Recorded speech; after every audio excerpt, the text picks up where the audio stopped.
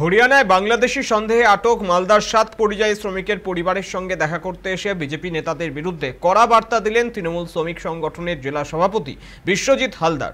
তার বক্তব্য, বিজেপি নেতারা এলে তাদেরকে ঘেরাও করুন। তারা শুধু রাজনীতি করতে আসে, অথচ বাংলার মানুষের পাশে থাকে না। ডিটেনশন ক্যাম্পে আটকে থাকা শ্রমিকদের খাবার পর্যন্ত ঠিকমতো দেওয়া হচ্ছে না বলে অভিযোগ পরিবারের। পাশে থাকার আশ্বাস দিয়েছেন প্রতিমন্ত্রী তাজমুল হোসেন। অপরদিকে তৃণমূল নেতার মন্তব্যে ক্ষোভ প্রকাশ বিজেপির। পাল্টা অভিযোগ, রাজ্যে কর্মসংস্থানের অভাবে বহু মানুষ পরিযায়ী হচ্ছে ভিন রাজ্যে। দায় শুধুমাত্র তৃণমূলের। এই ঘটনাকে ঘিরে মালদার রাজনৈতিক তরজা তুঙ্গে। সমস্যা সমাধান করব, একদম এটা বিশ্বাস রাখি। ছেলের দাবি দেওয়া বাড়ির ছেলে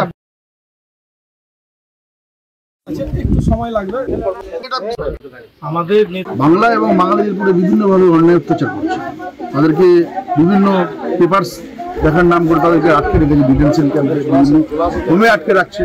মোট কথা বাঙালিদের উপরে একদম পরিকল্পিতভাবে নির্যাতন চালাচ্ছে এই বিজেপির সরকার। বিজেপির নেতারা বাঙালিদেরকে দেখলেই তাদের যে একটা জেল্লাসি, একটা রাগ ক্ষোভ, যেহেতু পশ্চিমবাংলায় এরা জায়গা পায় না।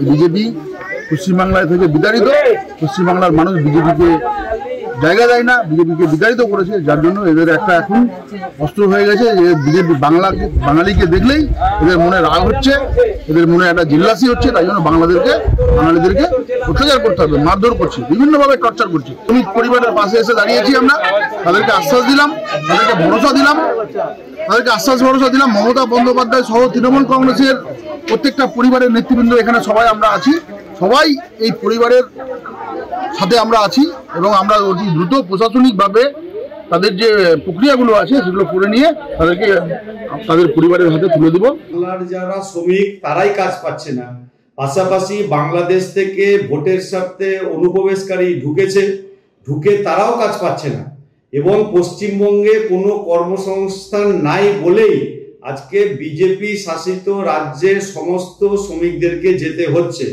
এবং এই শ্রমিকদেরকে আদৌ কোনো ডিটেনশন ক্যাম্পে কিংবা কিছু করা হচ্ছে কিনা তার কোনো সদর্থক ভূমিকা গোটা ভারতবর্ষে আমরা যখন খোঁজ নিচ্ছি তখন কিন্তু জানা যাচ্ছে না।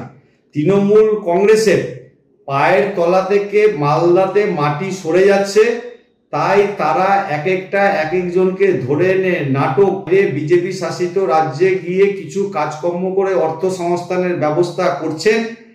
তারা এই জাতীয় উত্তেজক বক্তব্য শুনে যদি সেই এলাকায় কিছু করেন তাহলে তাদের সর্বনাশ এই জন্যই ঘটবে যে ওই রাজ্যে গিয়েও তারা কিন্তু আর কোনো কর্মসংস্থানের ব্যবস্থা করবেন না। সরাসরি বিজেপি শাসিত রাজ্যের প্রশাসনের সঙ্গে কথা বলুন, সেইখানে প্রশাসনের যদি কোনো রকম অন্যায় কাজ কিছু না থাকে তাহলে প্রশাসন 100% সহযোগিতা করবে।